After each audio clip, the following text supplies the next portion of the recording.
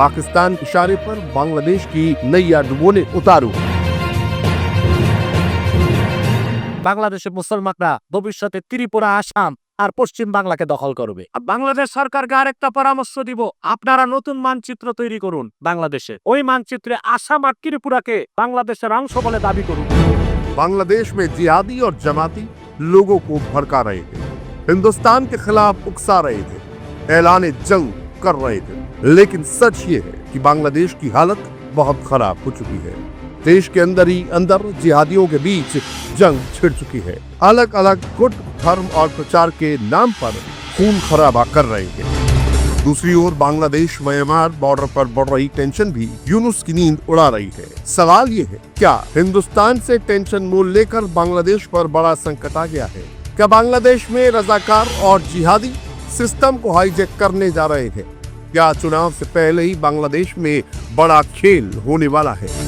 मोहम्मद यूनुस 2025 में चुनाव का ऐलान जरूर कर रहे हैं, लेकिन उन्हें यह भी पता है कि अभी बांग्लादेश बुरे संकट में घिरा हुआ है। मोहम्मद यूनुस के लिए सबसे बड़ी टेंशन जिहादियों की अलग अलग टोलियां हैं, जो अब खुलेआम एक दूसरे से भिड़ रही हैं। गाजीपुर के टोंगी में इज्तिमा मैदान पर कंट्रोल को लेकर दो गुटों के बीच झड़प हुई। मौलाना जुबैर और तबलीगी जमात वाले मौलाना साद के समर्थक भिड़ गए। हिंसा में 3 लोगों की मौत हो गई, 50 से ज्यादा लोग घायल हो गए। इज्तिमा मैदान पर कंट्रोल को लेकर हुई हिंसा इतनी ज्यादा भड़की कि आर्मी को मैदान में उतरना पड़ा।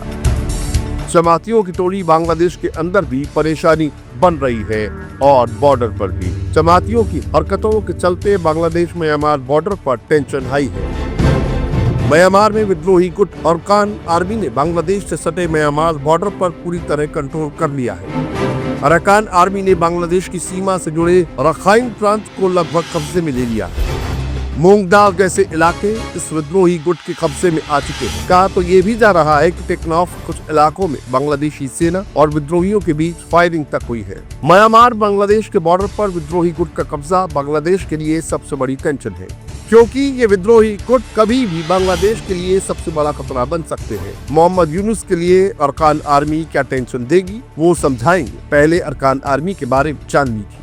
म्यांमार में अरकान आर्मी यूएलए यानी यूनाइटेड लीग ऑफ अरकान का सैन्य संगठन है, जिसे 2009 में बनाया गया। इसका सबसे ज्यादा असर रखाइन प्रांत और उत्तरी म्यांमार में है। चीन से सटे काचिन, शान और थाईलैंड से सटे कुछ इलाकों में इसके मिलिट्री कैंप है। इसके पास करीब 30,000 से ज्यादा लड़ाके और आधुनिक हथियार मौजूद है।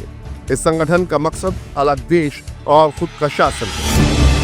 विद्रोही गुट अरकान आर्मी का जिस एरिया पर कंट्रोल हो चुका है, वो बांग्लादेश की स्ट्रेटेजी के लिए बहुत अहम थे। म्यांमार और बांग्लादेश के बीच 270 किलोमीटर लंबा इंटरनेशनल बॉर्डर है। म्यांमार बॉर्डर से कुछ ही दूरी पर सेंट मार्टिन द्वीप है। ये आइलैंड सामरिक नजरिए से बेहद खास है। चीन और अमेरिका की नजर कई दशक से इस आइलैंड पर टिकी है।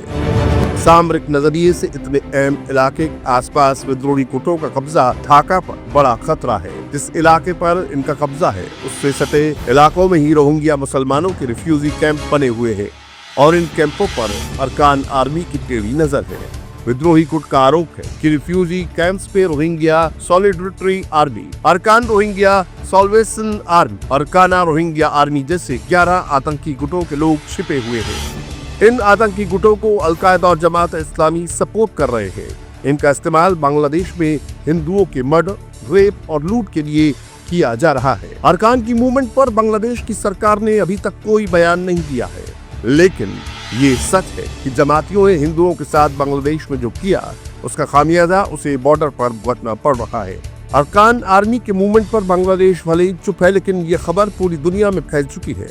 पाकिस्तान में अरकान का खूब शोर हो रहा है। म्यांमार में अरकान की बढ़ती ताकत ढाका के लिए टेंशन क्यों है, वो आपको बांग्लादेश के नक्शे से समझ आ जाएगी। बांग्लादेश के 3 तरफ भारत का बॉर्डर है। कुछ इलाका म्यांमार की सीमा से सटा है, चौथी तरफ समुद्र है। बांग्लादेश की इकोनॉमी का सबसे बड़ा ट्रेड रूट भारत और म्यांमार ही है। जिहादियों ने भारत बांग्लादेश के संबंध खराब करने में कोई कमी नहीं छोड़ी है। भारत बांग्लादेश के बीच कुल ट्रेड $12.91 बिलियन का हुआ। बांग्लादेश ने भारत से $11.06 बिलियन का सामान आयात किया, जबकि $1.84 बिलियन का सामान निर्यात किया। बांग्लादेश भारत से दवाएं, कॉटन, चीनी, गेहूं, मसाले, चावल, सब्जियां, तेल खरीदता है। भारत से पेंशन के बाद बांग्लादेश में जरूरी चीजों की किल्लत बढ़ गई है। तेल, सब्जी, चावल के दाम आसमान पर पहुंच चुके हैं। इस संकट से निपटने के लिए बांग्लादेश ने बिजनेस के नए दरवाजे खोल दिए हैं। पाकिस्तान और म्यांमार से सामान की खरीद फिर से शुरू कर दी गई। पाकिस्तान से हाल ही में चीनी की बड़ी खेप बांग्लादेश पहुंची है। विस्फोटक और हथियार की डील भी पाकिस्तान से हो चुकी है। भारत से बड़ी टेंशन के बाद बांग्लादेश ने म्यांमार से चावल मंगाना शुरू कर दिया है, जिससे लोगों को ठीक रेट पर खाना खिलाया जा सके। लेकिन म्यांमार बॉर्डर पर विद्रोहियों का कब्जा ज्यादा दिन रहा तो वहां से भी माल आना बंद हो सकता है। बांग्लादेश में इलेक्शन अभी दूर की कौड़ी है। कम से कम अगले चुनाव में 1 साल का वक्त है, लेकिन उससे पहले बांग्लादेश के बाजारों में राशन खत्म हो गया है। खाने का सामान सप्लाई न होने की वजह से आटा, तेल, चावल, सब्जियां खत्म हो चुकी है। लोगों को दोगुनी कीमत देनी पड़ रही है। तख्ता पलट के वक्त कट्टरपंथियों ने खूब तांडव मचाया था। बड़ी बड़ी फैक्ट्रियां जला दी थी, जिसके बाद से बांग्लादेश का बिजनेस ठप पड़ा है, पटरी पर नहीं लौट सका है। नौबत दूसरे मुल्कों से मदद मांगने की आ गई है। बांग्लादेश पर $100 बिलियन से ज्यादा कर्ज है। कर्ज की किस्त चुकाने और खर्च के लिए उसे $8 बिलियन की जरूरत है। $3 बिलियन तो कर्ज की किस्त चुकानी है और बाकी रकम से खाने का इंतजाम करना होगा। इसके लिए यूनिट सरकार ने IMF, वर्ल्ड बैंक से मदद मांगी। हसीना सरकार के वक्त खुशहाल बांग्लादेश को आज कर्ज मांगना पड़ रहा है। इसके पीछे सबसे बड़ी वजह यहाँ के जमाती और जिहादी ही है, जो अपने फायदे के लिए पाकिस्तान के इशारे पर बांग्लादेश की नैया डुबोने उतारू